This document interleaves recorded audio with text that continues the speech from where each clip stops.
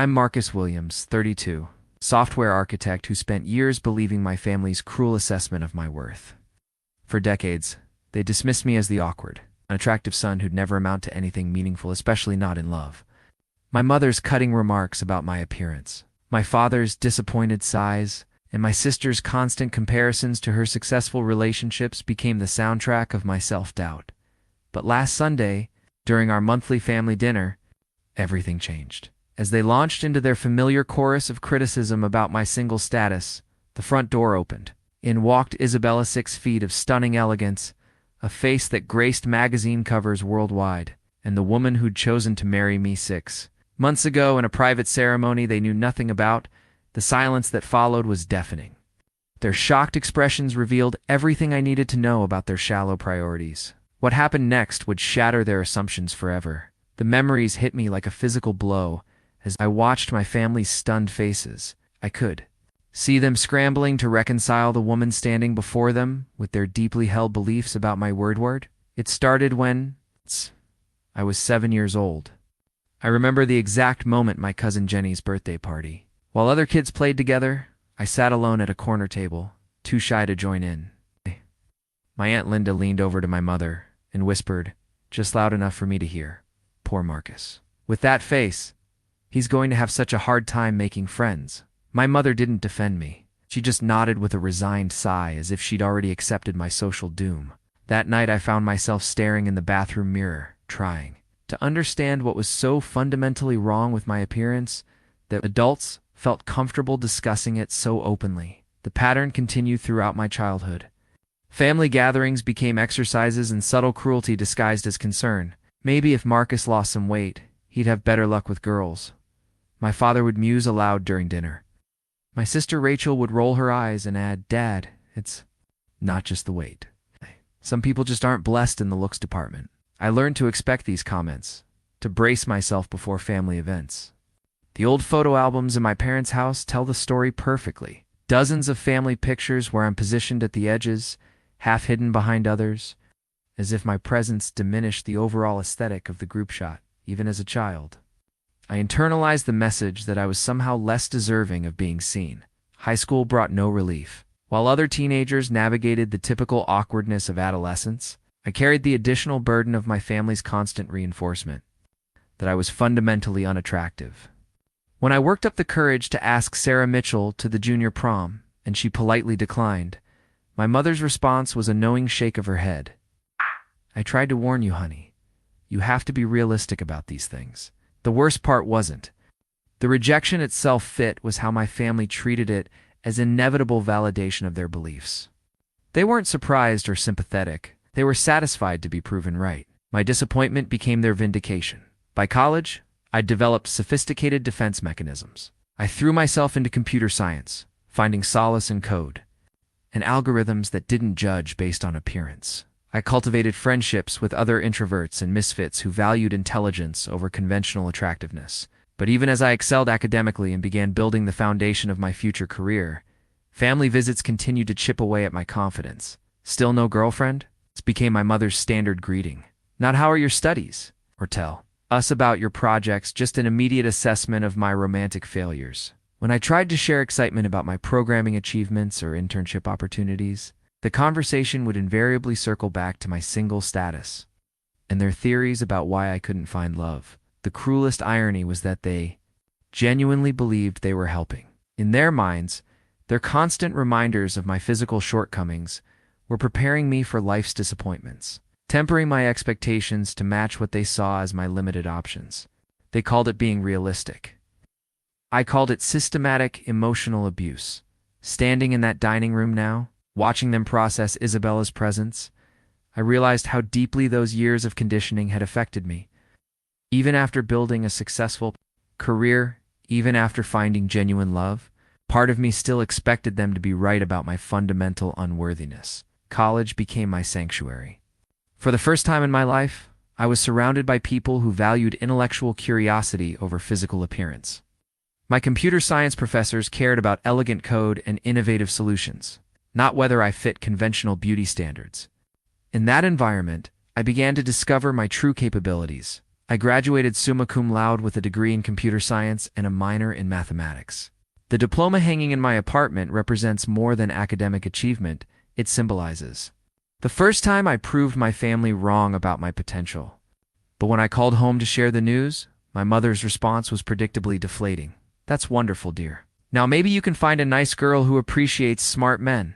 Even my success was filtered through their obsession with my romantic failures. My first job at a tech startup taught me valuable lessons about leadership and innovation. Within 2 years, I was promoted to senior developer, then lead architect. I was designing systems that handled millions of users, solving complex problems that few people could even understand, let alone execute. Yet during family visits, these achievements were barely acknowledged. The conversation always returned to my single status. After 5 years of steadily climbing the corporate ladder, I made the decision to start my own consulting firm. The risk was enormous, but I'd saved carefully and built a network of clients who respected my work. Chen Architecture Solutions launched on a Tuesday morning in March. With me as the sole employee, working from a converted bedroom in my apartment, the business grew faster than I'd dared hope. Within 6 months, I was hiring contractors. Within a year, I had 3 full-time employees and a proper office space. By the end of year 2, we were handling projects for Fortune 500 companies. My personal income had tripled from my corporate days. I should have felt proud. I should have celebrated. Instead, I found myself dreading family gatherings more than ever. Success without romantic partnership meant nothing to them.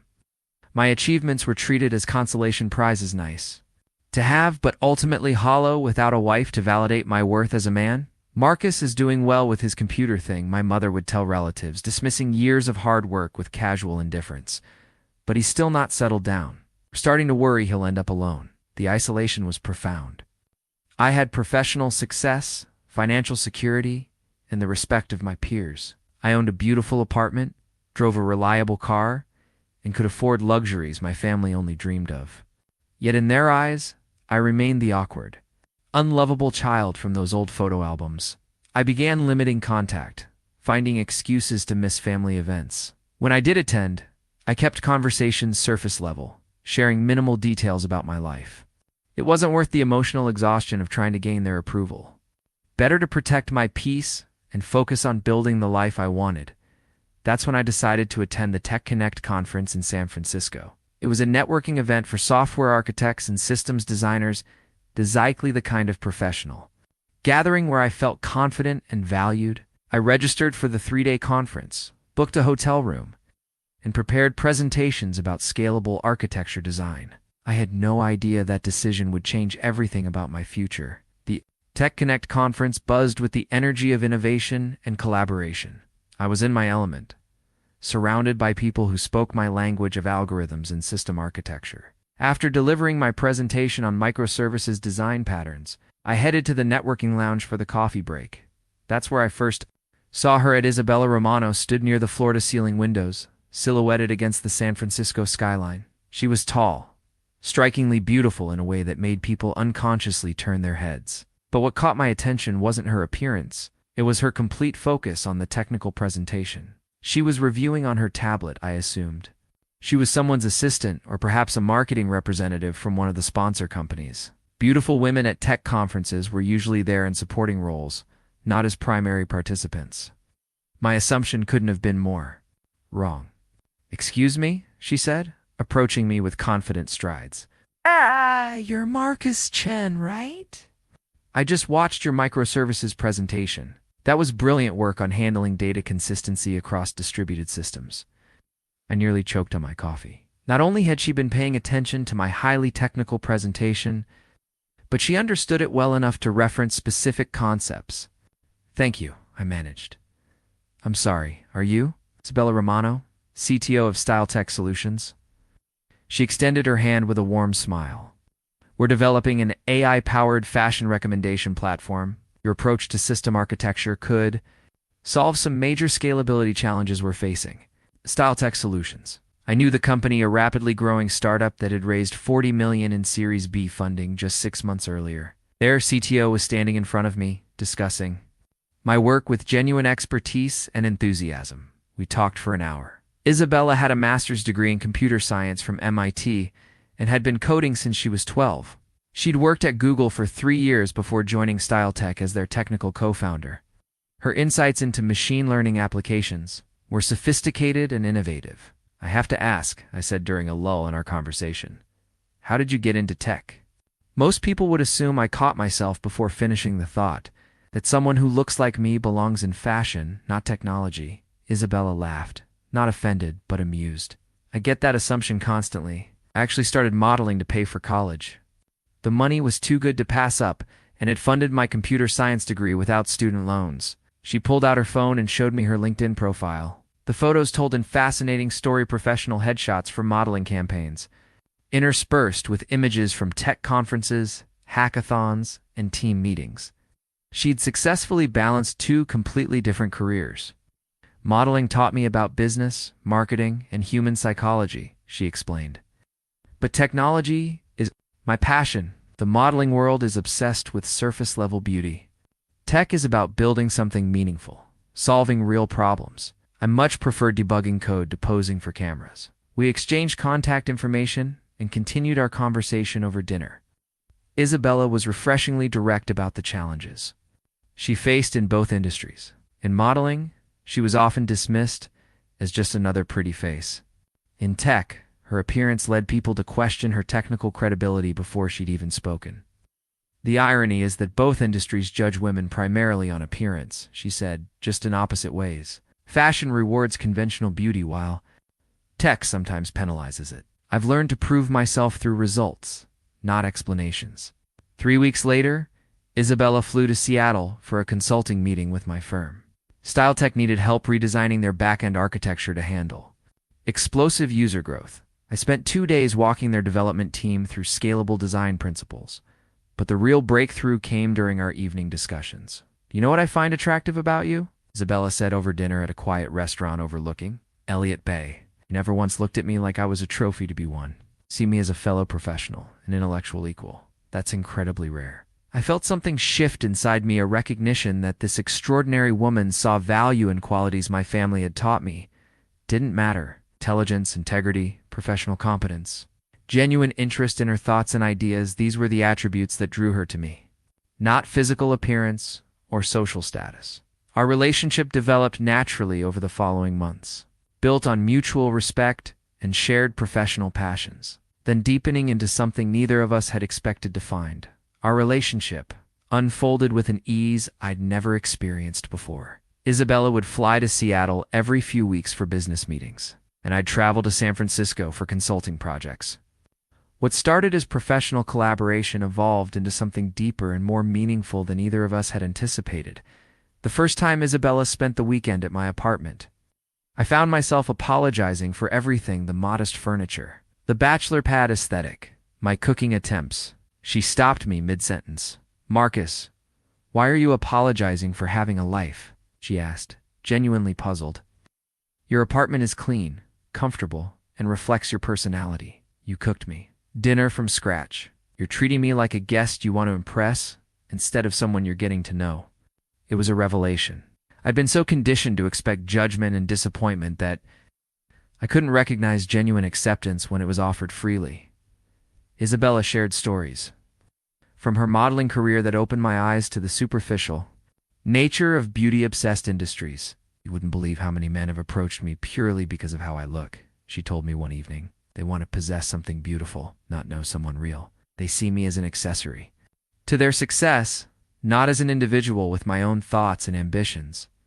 She'd dated actors, athletes, and wealthy entrepreneursmen who looked perfect on paper, but treated her like an attractive object rather than a person. "The loneliness was crushing," she admitted. "Being desired for your appearance while your mind and personality are ignored, it's a special kind of isolation." Living a double life proved more exhausting than I'd anticipated. Isabella and I had created a beautiful, authentic existence together in Seattle, working side by side, cooking dinner while discussing our respective projects, falling asleep in each other's arms every night. Yet every interaction with my family required careful editing of the truth. When my mother called during our evening routine, I'd step into another room and transform back into the lonely bachelor they expected me to be. Still no prospects on The dating front. She'd ask, with predictable regularity. Your cousin David is bringing his new girlfriend to Easter dinner. It would be nice if you had someone to bring too. These conversations felt increasingly surreal. I'd hang up the phone and return to Isabella, who would be reading in bed or working on her laptop, and the contrast between my two realities was jarring. Here was this incredible woman who'd chosen to share her life with me, yet I was lying to my family about her very existence. How is your mother? Isabella would ask gently, seeing the tension in my face after these calls. The usual, I'd reply, sitting heavily on the bed beside her. More commentary about my tragic single status and helpful suggestions for meeting women. Isabella would set down her book or close her laptop, giving me her full attention. This is eating away at you. I can see how these conversations drain your energy and shake your confidence. She was right. Each family interaction chipped away at the self-assurance I'd built through our relationship. Their persistent narrative of my unworthiness conflicted with the reality of being loved completely, creating a cognitive dissonance that left me emotionally exhausted. The apartment lease we'd signed together represented our commitment to building a shared future, but it also felt like evidence of a life I couldn't fully claim. Isabella's clothes hung beside mine in the closet. Her skincare products lined the bathroom counter. Her books filled half the bookshelves. We'd merged our lives in every practical way, yet I couldn't share this happiness with the people who'd raised me. What are you afraid will happen if you tell them? Isabella asked one evening after a particularly draining phone call with my sister. I considered the question carefully. I'm afraid they'll find ways to diminish it, I admitted. They'll suggest you're using me for something, or that you'll eventually realize you can do better, or that I'm somehow tricking you into staying. They'll turn our happiness into another source of anxiety and insecurity. Isabella nodded thoughtfully. So you're protecting our relationship from their toxicity. Yes. But I'm also protecting myself from their judgment. I know how they see me, Isabella. If they meet you, they'll spend the entire time waiting for you to come to your senses and leave. It'll make me doubt everything good in my life. The emotional toll was significant. I found myself becoming defensive about minor issues, overthinking Isabella's casual comments, second-guessing her affection in ways that hadn't been problems before the secrecy began. The family's voice in my head, reinforced through regular contact, competed with Isabella's reassurances. Isabella demonstrated remarkable patience with my internal struggles. But I could see the situation frustrated her logical mind. We're letting their opinions have power over our marriage, she pointed out. Their disapproval can't actually harm us unless we give it that authority. She was absolutely right, yet breaking free from 32 years of conditioning proved more difficult than simply recognizing its irrationality. Every family interaction reminded me of their deep-seated beliefs about my limitations, making it harder to fully embrace the love Isabella offered freely. The stress manifested in small ways: difficulty sleeping the night before family phone calls, loss of appetite after visits, shortened temper when discussing anything related to my relatives. Isabella noticed all of it, and her concern grew as the months passed. I married you because I love who you are, she reminded me frequently. But I'm watching their voices drown out mine in your head, and that breaks my heart. Her pain motivated me more than my own discomfort ever could. The third Sunday of every month had become a ritual of emotional endurance.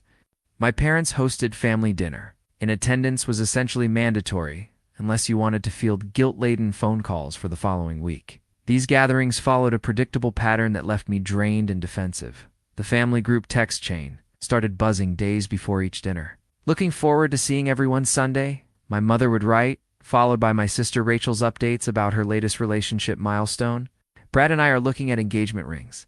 Can't wait to show you the photos. My contributions to these conversations were minimal. See you Sunday was typically my only response. Yet somehow my silence became another point of discussion. Marcus is being antisocial again, Rachel would comment.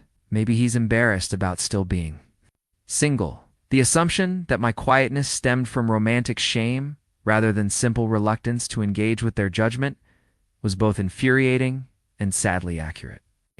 They'd created an environment where my single status, or what they believed was my single status, overshadowed every other aspect of my identity. Sunday dinners unfolded with numbing predictability. I'd arrive at my parents' suburban home to find the familiar cast assembled. My parents, Rachel and her boyfriend of the month. Occasionally, my Aunt Linda and Uncle Tom, with their twin daughters who were both married with children. The conversation flowed around topics of relationships, weddings, babies, and romantic prospects while I sat in relative silence. "Marcus, honey, you need to put yourself out there more," my mother would say while passing the roast chicken. "You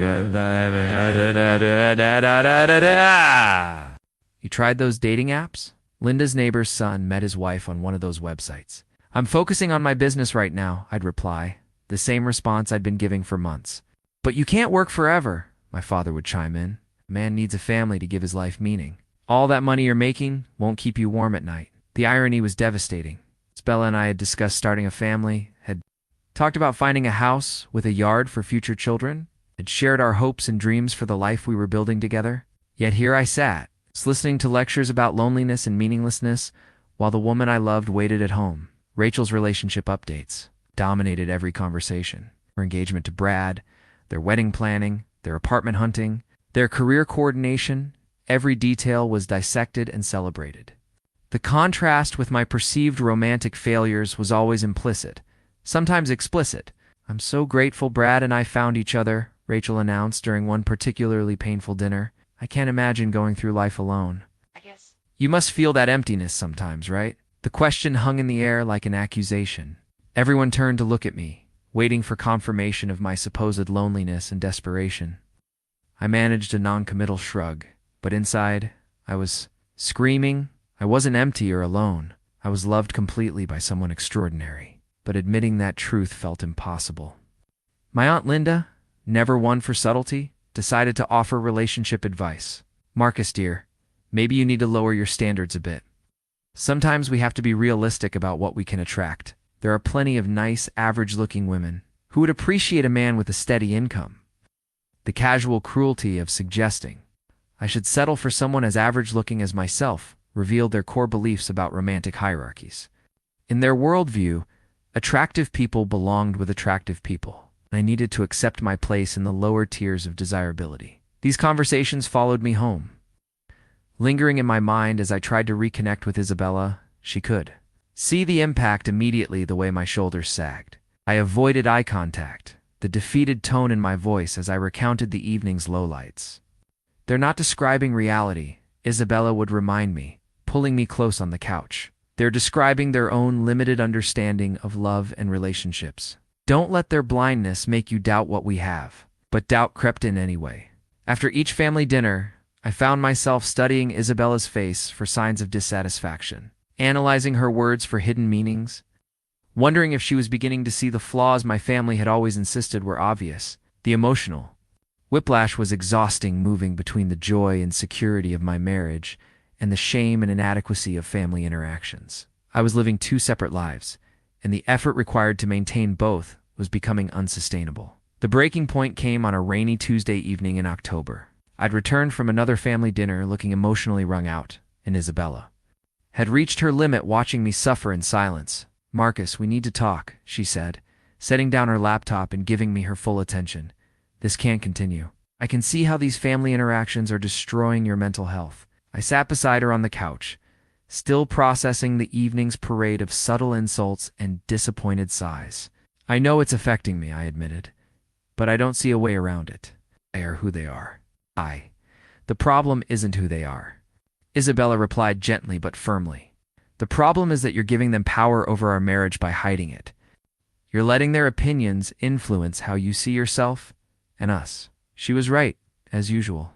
The secrecy had created a toxic dynamic where their voices carried more weight than hers. Despite her being my chosen life partner, every month, you come home from these dinners questioning everything good in your life, Isabella continued. "You doubt my love. You doubt your own worth.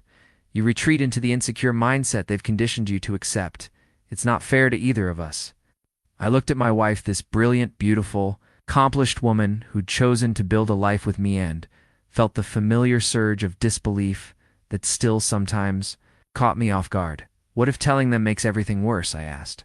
The worst. "How they already treat you with contempt disguised as concern. They already make you feel inadequate and unlovable. What exactly are we protecting by keeping our happiness secret?" The question forced me to examine my motivations more honestly. Was I protecting our relationship, or was I protecting my ego from their potential reactions?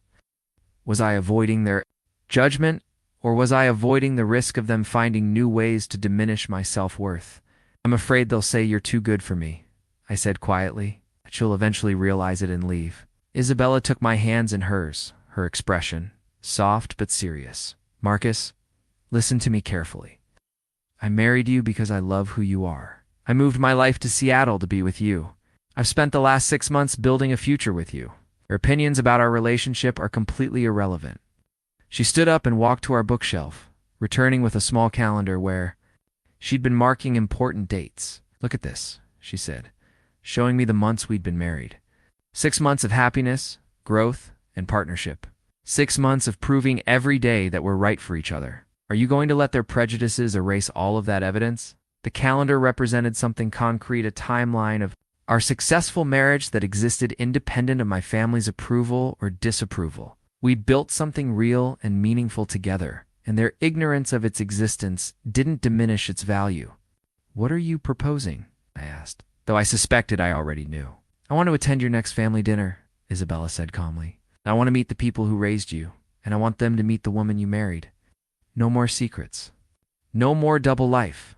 No more letting their voices drown out mine in your head. The idea terrified me and thrilled me simultaneously.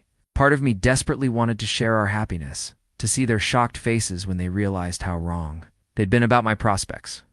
But another part feared their ability to poison even this joy with their toxic perspectives. They'll be horrible to you, I warned.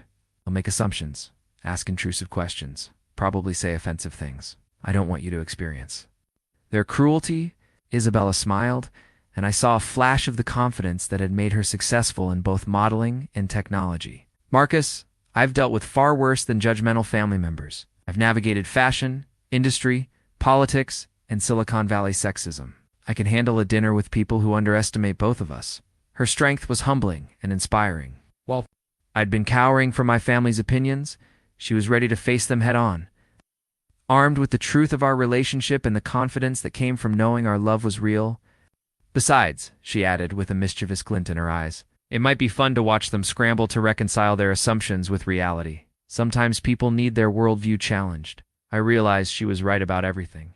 The secrecy was damaging our marriage, enabling my family's toxic behavior, and preventing me from fully embracing the happiness I'd found. It was time to choose authenticity over protection, truth over comfortable lies.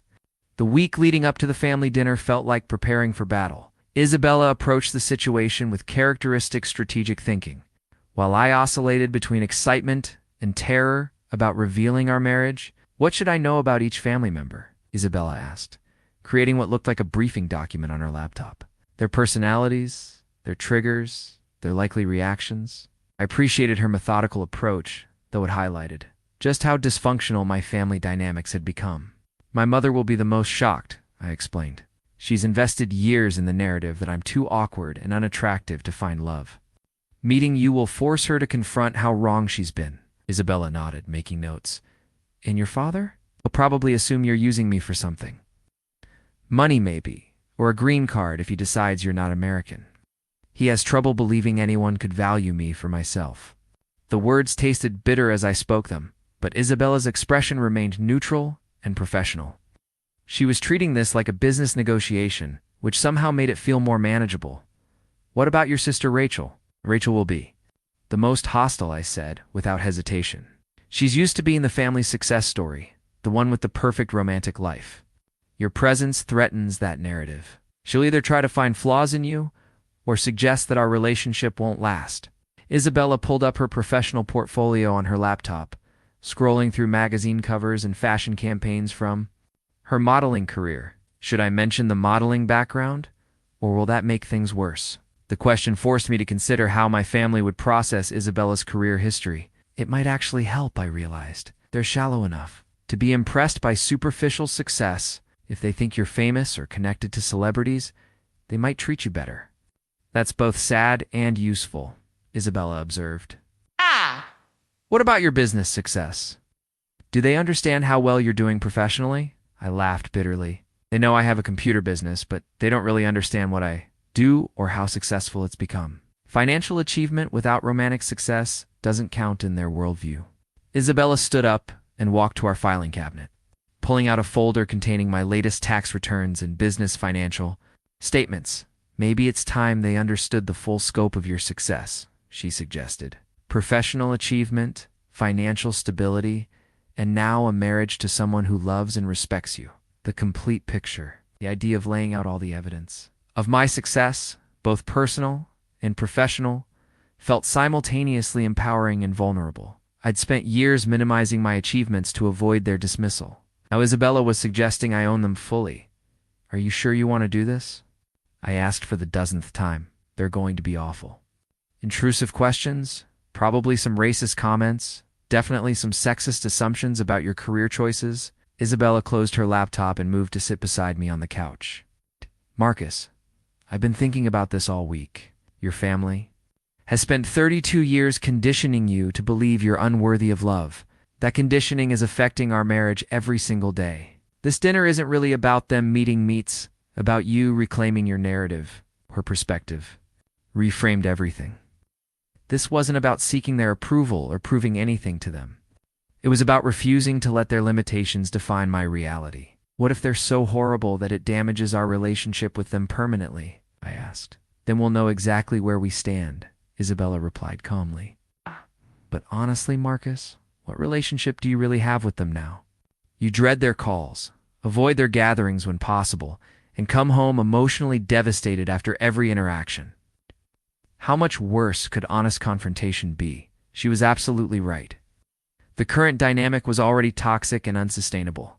At least honesty would give us clarity about whether genuine relationships were possible. The night before the dinner, Isabella laid out her outfit. Choices professional, but approachable. Elegant, without being ostentatious. She'd chosen a simple black dress with a blazer. Minimal jewelry. Her hair styled in a way that looked polished but not intimidating. I want to look successful but not threatening, she explained. Accomplished but accessible. Give them no excuse. To dismiss me as frivolous or superficial, I watched her prepare with a mixture of admiration and anxiety. She was approaching this like a high-stakes business presentation, which in many ways it was. The outcome would determine the future of my family relationships and, more importantly, my ability to fully embrace the life we'd built together. Whatever happens tomorrow, I said, pulling her close. I want you to know how grateful I am that you're willing to do this. You didn't sign up to fight my family battles when you married me. Isabella smiled and kissed me gently. Actually, I did. When you marry someone, you inherit their history, their struggles, their unfinished business. This is part of loving you completely. That night, I barely slept, running through possible scenarios and conversations in my mind. But for the first time in months, my anxiety was mixed with anticipation. Tomorrow, the double life would end. Tomorrow, I would stop hiding the best thing that had ever happened to me. Sunday arrived with unusual autumn warmth, as if the universe was conspiring to make this day memorable. Arrived at my parents' house 30 minutes early, ostensibly, to help with dinner preparations, but really to establish myself before Isabella's entrance. The familiar scene unfolded predictably. My mother bustled around the kitchen, commenting on my appearance and asking about my non-existent dating life. My father watched football in the living room, occasionally shouting commentary at the television. Rachel arrived with Brad immediately, launching into updates about their wedding venue search. Marcus looks thin, my mother announced to the room. He's probably not eating properly. Living alone does that to a man. Maybe he'd take better care of himself if he had a woman in his life, Rachel added helpfully. Brad makes sure I eat balanced meals. It's nice having someone who cares. I checked my watch. Isabella would arrive in 15 minutes. My heart hammered against my ribs as I helped set the table, placing an extra setting that would soon reveal the magnitude of my family's misconceptions. Mom, I should mention that I'm bringing someone to dinner today, I said as casually as possible. The kitchen went silent. My mother dropped the serving spoon she'd been holding, and Rachel's head snapped up from her phone. Bringing someone? My mother repeated slowly. A woman? Yes, a woman I've been seeing. The explosion of excitement was immediate and overwhelming. My mother clapped her hands together. Rachel squealed and demanded details, and even my father emerged from the living room to investigate the commotion. Why didn't you tell us sooner? My mother asked, already planning interrogation strategies. How long have you been dating? Where did you meet? What does she do? You'll meet her in a few minutes, I replied, enjoying their shocked anticipation. She should be here soon. The next 15 minutes passed in a flurry of activity. My mother frantically adjusted place settings, and worried about having enough food. Rachel peppered me with questions I deflected with vague responses. My father mumbled something about it being about time and returned to his football game. At exactly 3 o'clock, the front doorbell rang. "It's her," I announced, walking toward the door with legs that felt suddenly unsteady. I opened the door to reveal Isabella standing on the front porch, looking absolutely stunning in her carefully chosen outfit. She held a bouquet of flowers in one hand and a bottle of wine in the other, the picture of gracious dinner guest perfection. "Hi, sweetheart," she said with a warm smile, leaning in to kiss my cheek. "Ready for this?" I took her hand, feeling strength flow from her confidence into my nervous system. As ready as I'll ever be. We walked into the living room together, and the reaction was everything I'd anticipated and more. The conversation stopped mid-sentence. My father's football commentary died in his throat. Rachel's mouth fell open in undisguised shock. My mother emerged from the kitchen and froze completely, her eyes wide with disbelief. The silence stretched for what felt like hours but was probably only 10 seconds. I watched my family process the sight of Isabella tall, elegant, radiantly beautiful standing beside me with obvious affection and familiarity. "Everyone," I said, my voice stronger than I'd expected, "I'd like you to meet Isabella." Isabella stepped forward with professional poise, extending her hand to my mother first. "Mrs. Chen, it's wonderful to finally meet you." Marcus talks about his family all the time. My mother shook Isabella's hand automatically, still too stunned to formulate words. Her eyes darted between Isabella's face and mine, as if trying to solve an impossible equation. "And you must be Rachel," Isabella continued, turning to my sister with the same warm confidence. "Congratulations on your engagement. Marcus mentioned you're planning a spring wedding." Rachel managed a weak thank you while staring at Isabella, like she was an optical illusion that might disappear if examined too closely. The front door key, I'd given Isabella months ago, was still in her hand, a small detail that spoke to her belonging in my life, her comfort in my space, her integration into my daily routine. But my family was too shocked to notice such subtleties. My father finally found his voice. "Well," he said, rising from his chair with obvious effort, "this is certainly a surprise." The shock on my family's faces was almost comical as Isabella gracefully navigated their stunned silence. She moved through the room with practiced ease, complimenting my mother's home decor and asking my father's thoughtful questions about his work before retirement. "Isabella, you're very beautiful," my mother finally managed, her voice containing a mixture of awe and confusion. "How did you and Marcus meet?" "At a technology conference in San Francisco," Isabella replied easily, us presenting on AI applications and e-commerce, and Marcus gave a brilliant presentation on distributed systems architecture. His expertise was exactly what my company needed for a major project. The casual mention of professional conferences and technical presentations clearly wasn't what my family had expected. They'd probably imagined some chance encounter where Isabella took pity on their unfortunate son. "You work in technology?" Rachel asked, her tone suggesting this information didn't compute with Isabella's appearance. "I'm the CTO of Style Tech Solutions," Isabella confirmed. "We're a fashion tech startup focusing on personalized recommendations through machine learning.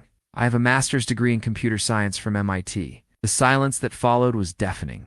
My family was struggling to reconcile the beautiful woman before them with their assumptions about both my romantic prospects and the tech industry.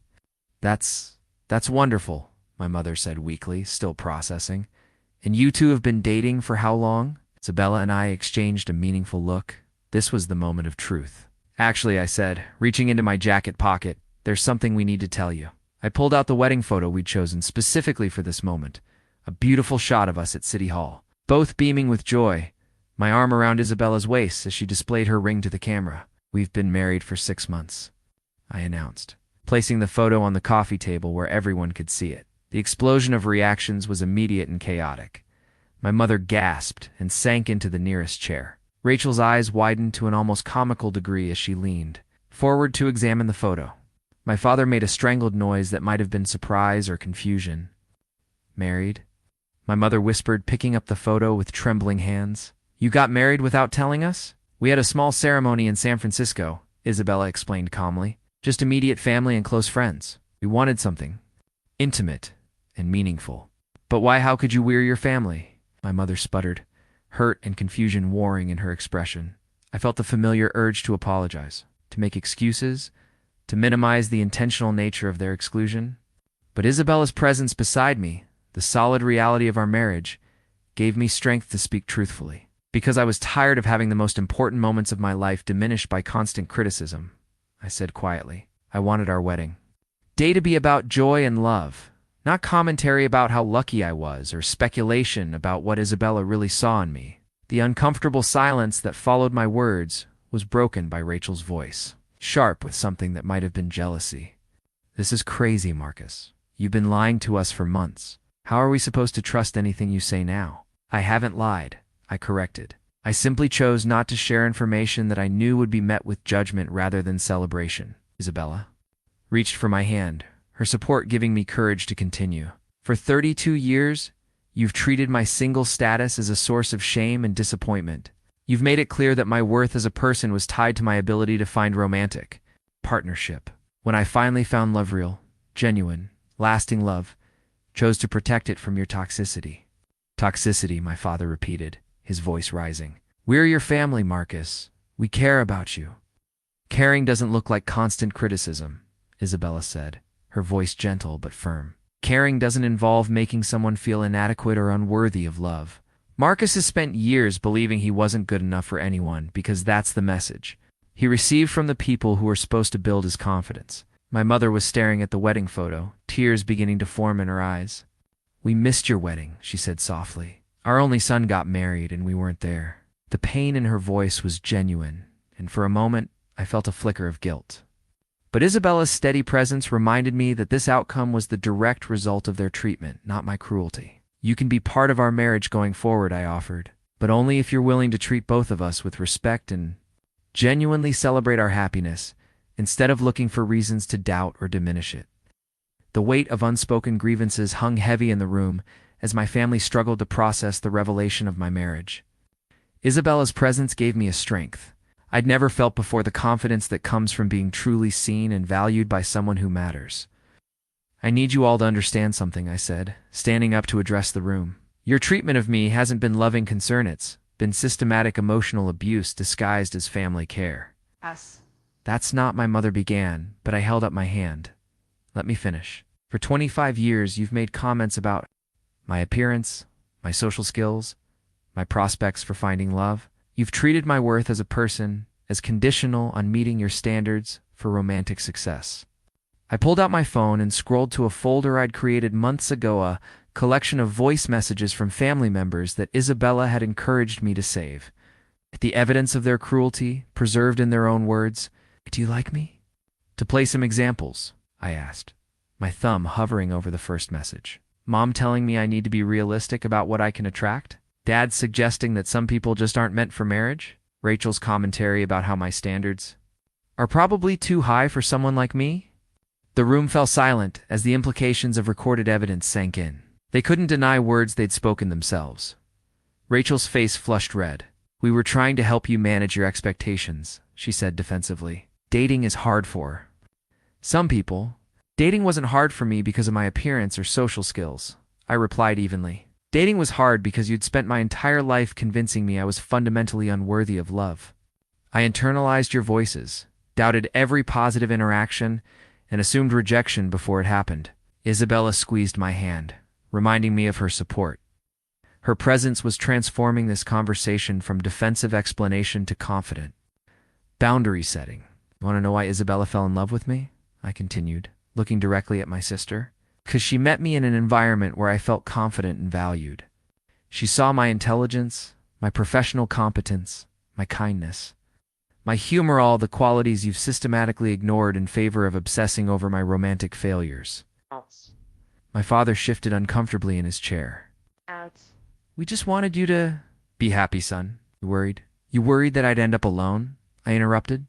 But your worry wasn't compassionate. It was contemptuous. You didn't believe I deserved love. You believed I needed to lower my standards enough to accept whatever scraps of affection I could find. The truth hung in the air like an accusation. Isabella's calm presence beside me was a stark contrast to the emotional chaos I'd always felt in this room. She represented everything I'd learned about healthy relationships: respect, admiration, genuine partnership. Marcus, my mother said quietly, tears now flowing freely. We love you. We've always loved you. Love without respect isn't love, Isabella said gently but firmly. Love doesn't involve constant criticism or emotional manipulation. Love builds people up. It doesn't tear them down over decades. My Aunt Linda, who had been sitting silently since the revelations began, finally spoke up. Maybe we did say some hurtful things over the years, but we were just being honest about how the world works. Attractive people end up with attractive people. That worldview is exactly the problem, I replied. You've reduced human relationships to a shallow marketplace where people are commodities to be rated and ranked. You can't conceive of love based on intellectual connection, shared values, emotional compatibility, or mutual respect. I gestured toward Isabella, who smiled encouragingly. This incredible woman chose to marry me because she values who I am as a person. It's not my appearance, not my financial success, not some imaginary social status, but my character, my mind, my heart. Rachel was staring at Isabella with a mixture of envy and confusion. But you could have anyone, she said to Isabella. You're a model. Why would you choose? She caught herself before finishing the sentence, but the implication was clear. Choose. What? Isabella asked calmly. Someone intelligent over someone conventionally handsome? Someone kind over someone wealthy? Someone who treats me as an equal partner over someone who sees me as a trophy? The questions exposed the shallow assumptions underlying my family's shock. They couldn't imagine choosing substance over surface because they'd never valued substance themselves. I've dated the men you probably think I should end up with, Isabella continued. Athletes, actors, wealthy executives who looked perfect in photographs. Most of them were boring, self-absorbed, or treated me like an accessory to their success. Marcus sees me as a complete person, brilliant, funny, accomplished, and worthy of respect. That's infinitely more attractive than conventional good looks. Mother wiped her eyes, processing Isabella's words. We didn't realize, she said softly. We thought we were protecting you from disappointment. You were protecting yourselves from the discomfort of having family members who didn't fit your narrow definitions of success, I corrected. My happiness was less important than your ability to brag about your children's achievements at social gatherings. The conversation had reached a pivotal moment where years of assumptions were crumbling under the weight of reality. I decided it was time to reveal the full scope of what they'd misunderstood about my life. Since we're sharing truths today, I said, pulling out my phone to access my banking app, there's something else you should know about the life you've been pitying. Isabella nodded encouragingly as I navigated to my business account statements. I'd never shared financial details with my family, partly from modesty, but mostly because their focus on my romantic failures overshadowed any interest in my professional success. Chen Architecture Solutions generated $2.8 million in revenue last year, I announced, showing them the bank statements on my phone screen. My personal income was just over $800,000. The silence that followed was different from their earlier shock. This was the stunned quiet of people realizing they'd fundamentally misjudged someone they thought they knew completely. My father leaned forward, squinting at the phone screen as if the numbers might be a mistake. 800,000. Repeated slowly. My consulting rate is $350 per hour, I continued, enjoying their bewildered expressions. I have clients across 3 continents who specifically request my expertise for their most complex projects. Last month, I designed the architecture for a system that handles 50 million transactions per day. Rachel was staring at me as if I'd suddenly sprouted wings. But you never said, you never mentioned, you never asked, I replied simply. Every conversation focused on my dating life, my supposed loneliness, I need to find someone. My professional achievements were dismissed. As consolation prizes for romantic failure, Isabella placed her hand on my arm, a gesture of pride and support. Marcus is being modest, she added. He's considered one of the top 5 system architects on the West Coast. Companies compete for his time. He could easily charge twice his current rate. My mother was looking between the bank statements and my face, struggling to reconcile this information with her image of her unsuccessful son. Why didn't you tell us? She asked weakly. Because you made it clear that professional success without romantic partnership was meaningless, I explained. Dad literally told me that money wouldn't keep me warm at night. You dismissed my achievements as compensation for personal failures. The weight of their misconceptions was finally becoming clear to them. For years, they'd pitied my supposed loneliness while I built a thriving business. They'd worried about my future while I accumulated wealth and professional recognition. They'd assumed I was struggling, while I was actually thriving. "There's more," Isabella said, pulling out her own phone. "Marcus owns his apartment outright, no mortgage. He has a retirement portfolio worth over $400,000. He employs 12 people full-time and has contracts extending through next year." She scrolled through images on her phone, showing them photos of my modern downtown apartment, my well-appointed home office, the sleek conference room where I met with international clients via video call. "This is where I live," I said, as they examined the photos. "This is the life I've built, while you've been treating me like a failure who couldn't figure out basic adulting." My Aunt Linda was shaking her head in disbelief. "But you always seem so, we thought you thought what? That unsuccessful people look a certain way? That professional competence is tied to conventional attractiveness? That financial achievement requires social status you decided I didn't possess?" Questions forced them to confront the shallow assumptions that had guided their treatment of me for decades.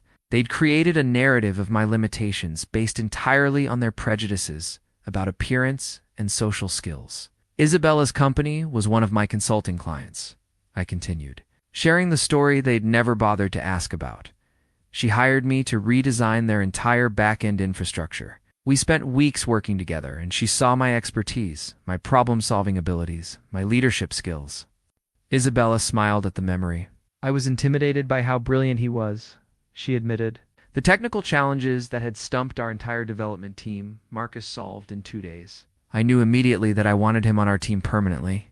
"So, you fell in love with his work first?" my mother asked, as if trying to understand how attraction could develop from professional admiration. "I fell in love with his mind," Isabella corrected. "His creativity, his analytical thinking, his ability to see elegant solutions to complex problems. The way he explained technical concepts with patience and clarity. His genuine excitement about innovation and problem-solving." She paused, looking at me with obvious affection. "The fact that he's also kind, funny, and treats me as an intellectual equal just made everything perfect." My family was finally beginning to understand that their entire framework for evaluating my worth had been fundamentally flawed. Professional success, financial stability, intellectual capability, emotional maturity, all the qualities that actually mattered in adult relationships I possessed in abundance. Isabella set down her phone and turned to address my family directly, her expression serious but compassionate. The moment felt significant. My wife was about to share her perspective on everything they'd just learned. "I want you to understand something about the modeling industry," she began, her voice calm but firm. "I've been photographed for magazine covers since I was 19. I've walked runways in Paris, Milan, and New York. I've been featured in campaigns for luxury brands that most people only dream of affording." She pulled up her professional portfolio on her phone, scrolling through images that showcased the glamorous side of her career: magazine covers, where her face was instantly recognizable, fashion spreads that had defined trends, red carpet events, where she'd been photographed alongside celebrities. "This is the world you'd probably think I belong in," she continued, showing them the glossy images.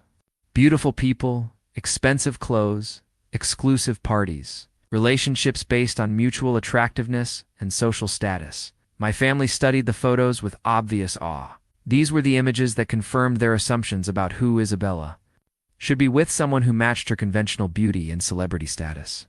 "I've dated men from that world," Isabella said, her tone becoming more personal. "Professional athletes whose names you'd recognize, actors who've been on magazine covers, wealthy entrepreneurs who collect beautiful women like expensive cars." Rachel leaned forward, fascinated despite herself. "What were they like?" "Boring," Isabella replied without hesitation. "Narcissistic, obsessed with their own image and social media presence. Most conversations revolved around their achievements, their workouts, their deals, their public appearances. They saw me as validation of their success, not as a person with my own thoughts and ambitions." She set down her phone and looked directly at my mother. "I spent 5 years dating men who looked perfect in photographs, but had nothing interesting to say over dinner. Men who wanted arm candy for premieres but couldn't hold conversations about technology, business, or ideas that mattered to me." The contrast she was drawing was becoming clear. The world my family imagined she belonged in, all surface and no substance, was exactly what she'd tried to escape. Then I met Marcus at that conference, Isabella continued, her voice warming with genuine affection. He didn't know who I was or care about my modeling career. He was excited to discuss his work, passionate about solving complex problems, genuinely interested in my technical background. She reached for my hand, intertwining our fingers as she spoke. For the first time in years, I had conversations that stimulated my mind instead of just boosting someone's ego. Marcus asked about my computer science degree, my experience at MIT, my challenges as a female CTO in Silicon Valley. But surely you must have been attracted to his success first, my father asked, still struggling to understand how attraction could develop without conventional factors. Actually, no, Isabella replied with a smile. I was attracted to his mind before I knew anything about his financial situation. His intelligence, his creativity, his genuine curiosity about my work, the way he listened when I talked about technical challenges instead of looking bored or intimidated. She turned to Rachel, who had been unusually quiet. Have you ever been in a relationship where someone was genuinely excited about your thoughts and ideas? Where they asked follow-up questions? Because they were actually interested in your answers. Rachel glanced at Brad, then back at Isabella, her expression suggesting she wasn't sure she had experienced that level of intellectual connection. That's what I found with Marcus, Isabella continued. Someone who valued my mind as much as my appearance. Someone who was proud of my professional achievements instead of threatened by them. Someone who saw me as a complete person instead of a beautiful object. My mother was listening intently, her earlier tears replaced by focused attention. But the modeling, doesn't that complicate things? The modeling pays well and has given me financial independence, Isabella explained matter-of-factly. But it's never been my identity or my passion.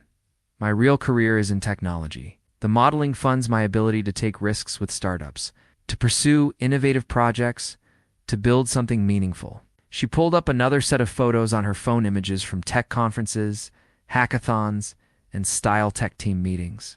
In these pictures, she looked equally confident, but more genuinely happy, surrounded by computers and whiteboards instead of cameras and lights. This is who I really am, she said, showing them the photos.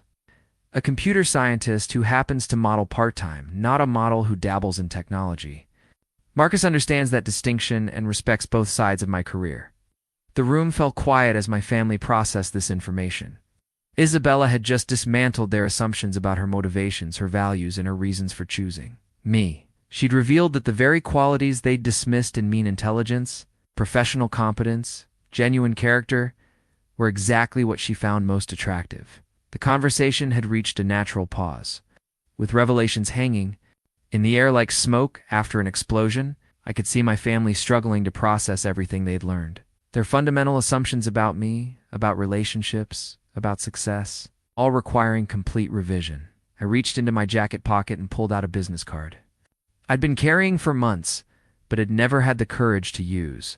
Dr. Sarah Martinez, family therapist. Isabella had found her through research, identifying someone who specialized in addressing long-term family dysfunction and emotional abuse patterns. I want to give you this, I said, placing the card on the coffee table where everyone could see it. You're genuinely interested in rebuilding our relationships on a healthier foundation.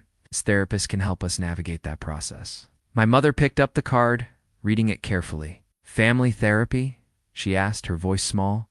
Professional help to address the communication patterns that have been damaging for decades, I explained. Someone neutral who can help us establish boundaries, improve how we interact, and create space for genuine relationships instead of these cycles of criticism and defensiveness. Isabella nodded supportively. Healing these kinds of long-term patterns usually requires professional guidance, she added gently. It's not anyone's fault families often develop unhealthy dynamics without realizing it. But changing them takes conscious effort and outside perspective. My father was staring at the business card as if it represented some kind of admission of failure.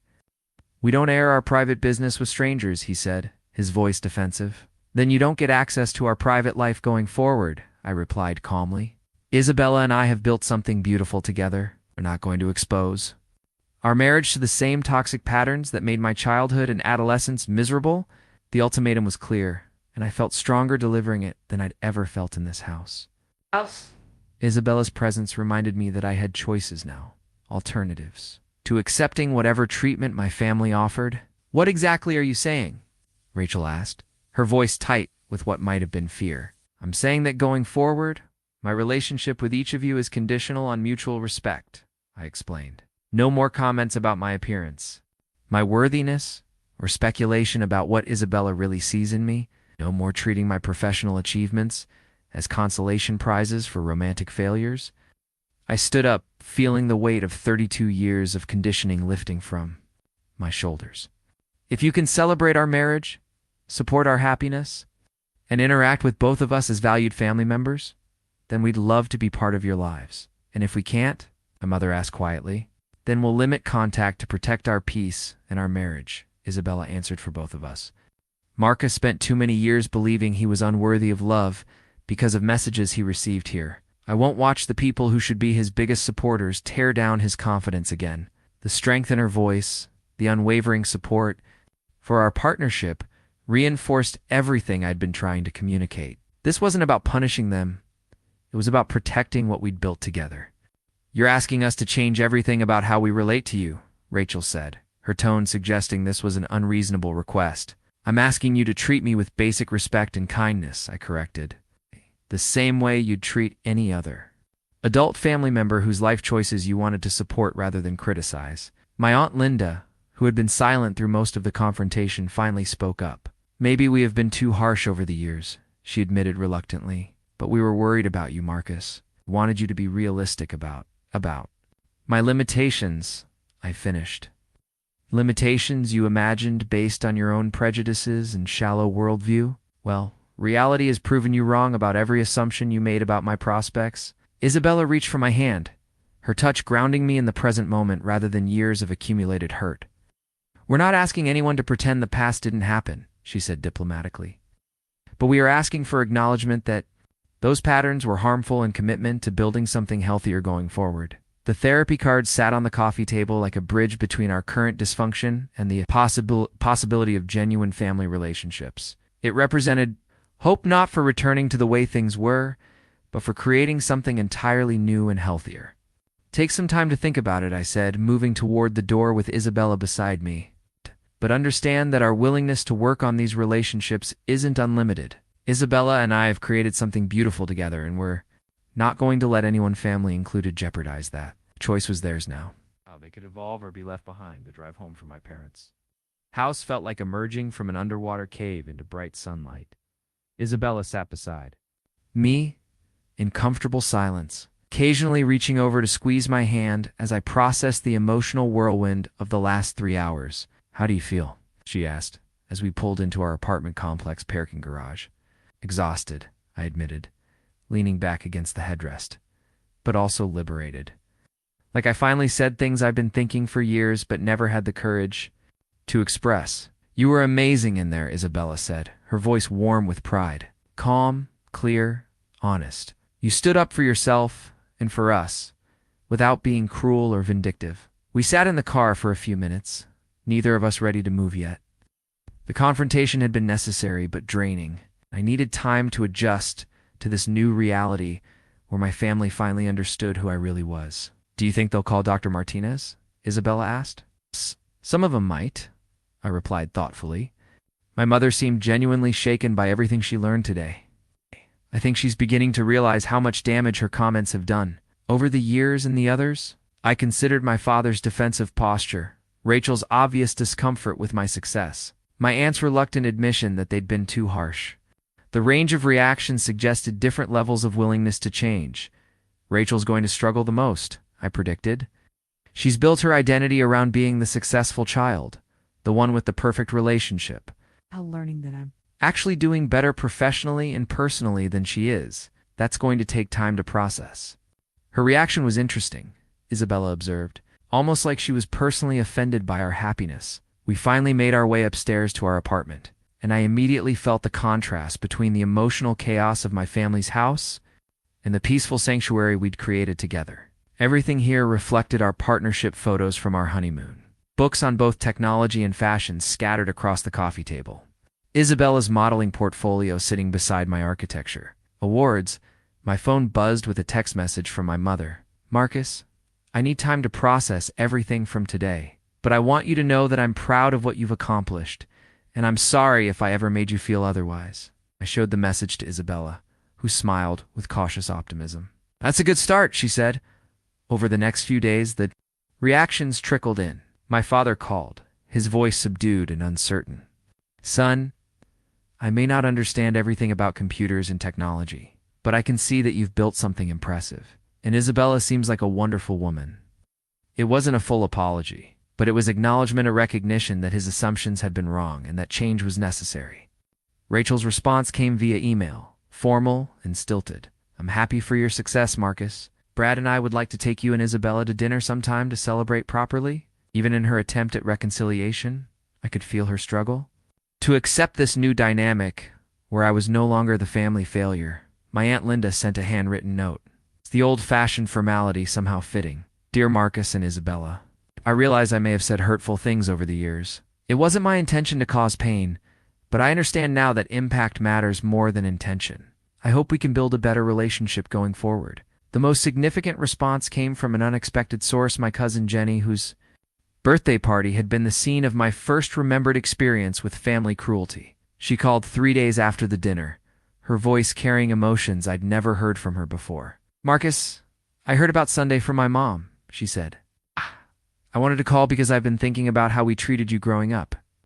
I participated in some of that casual cruelty, and I'm ashamed of it now. You deserved better from all of us. Her apology felt genuine and complete, addressing not just recent events, but patterns that had been established decades earlier. I'd love to meet Isabella properly, she continued. Without all the family drama and assumptions. Maybe we could have coffee sometime? These individual responses revealed that some family members were capable of growth and self-reflection, while others were still processing or resisting the new reality. The therapy card had created space for those who wanted to do the work of repairing our relationships. Isabella watched me navigate these conversations with the same supportive patience she'd shown throughout our relationship. She didn't pressure me to forgive quickly or demand that I cut off contact entirely. Instead, she helped me evaluate each relationship individually, considering who was making genuine efforts toward change and who was merely going through the motions. Healing happens at different speeds for different people, she reminded me. Some of them may never be able to fully acknowledge the harm they caused, but others might surprise you with their capacity for growth. 6 months after the family dinner that changed everything, Isabella and I stood in the empty living room of our new house, surrounded by moving boxes and infinite possibilities.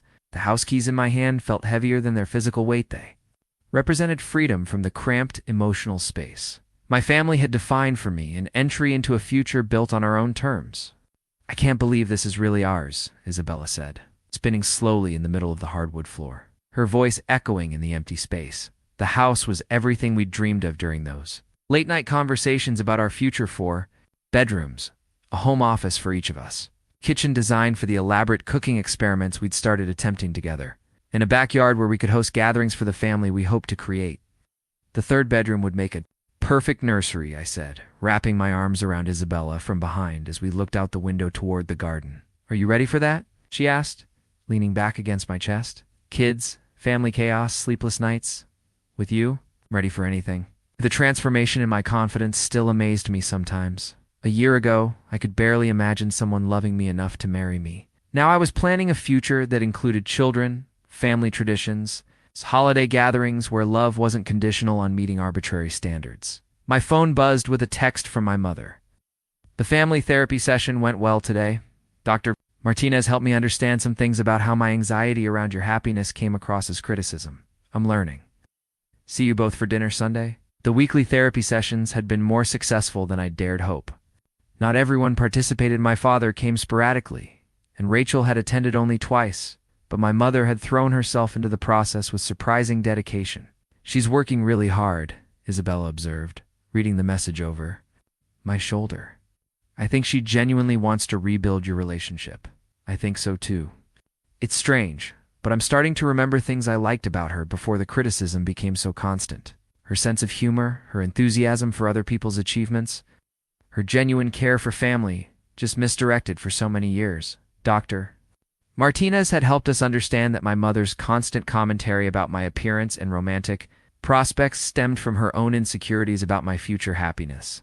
She'd confused preparing me for disappointment with protecting me from it, not realizing that her words were creating the very self-doubt she feared I'd encounter in the world. Isabella had proven remarkably patient with the family healing process, attending therapy sessions when invited and gradually building individual relationships with the family members who were making genuine effort. "Your cousin Jenny called while you were in meetings today," Isabella said. "She wants to know if we're free for dinner Friday. She and her husband are excited to see the new house." Jenny had become an unexpected ally in rebuilding family connections. Her genuine apology had opened the door to friendship based on who we were now rather than the roles we'd been assigned as children. Her kids called me Uncle Marcus with the same easy affection they showed their other relatives, a small but meaningful sign that the next generation wouldn't inherit the toxic patterns of judgment and criticism. Rachel remained a work in progress. She'd attended our housewarming party, complimented our home politely, and made an effort to engage Isabella in conversation about technology and business. But I could still see her struggling to reconcile her image of me as the family failure with the reality of my success and happiness. Change happens slowly, Dr. Martinez had reminded us during a recent session. Some people need more time to let go of old patterns and beliefs. The important thing is that you've established clear boundaries about what kind of treatment you'll accept going forward. Those boundaries had transformed every family interaction. No one made comments about my appearance anymore. No one questioned Isabella's motivations for marrying me. No one treated my professional achievements as surprising or insufficient. The shift in dynamic had revealed family members had forgotten existed underneath years of accumulated resentment and defensiveness. Isabella and I had also grown closer. Through the process of navigating family healing together, watching her support me through difficult conversations, seeing her patience with people who'd hurt me, witnessing her commitment to building bridges where possible while maintaining healthy boundaries, it all deepened my appreciation for her wisdom and strength. "You know what I love most about this house?" Isabella said, taking the keys from my hand and walking toward the front door. "What?" "It's going to be filled with people who choose to be here. Friends, family members who've earned their place through love and respect. Children we raise to value character over appearance, to celebrate each other's achievements instead of competing or diminishing them." She was right. This house would be the headquarters for the life we were building together. Life based on our values rather than inherited dysfunction. Our choices rather than other people's limitations. As we locked the door and headed back to our apartment to collect more boxes, I felt the profound satisfaction that comes from choosing your own family while healing the one you inherited. The boy who'd been told he was too ugly to find love had found not just love, but partnership, respect, and the confidence to build something beautiful. Isabella slipped her hand into mine as we walked to the car, her wedding ring catching the afternoon sunlight. Tomorrow, we'd start moving our life into our new home. But today had been perfect exactly as it was, the beginning of everything we'd dreamed of building together.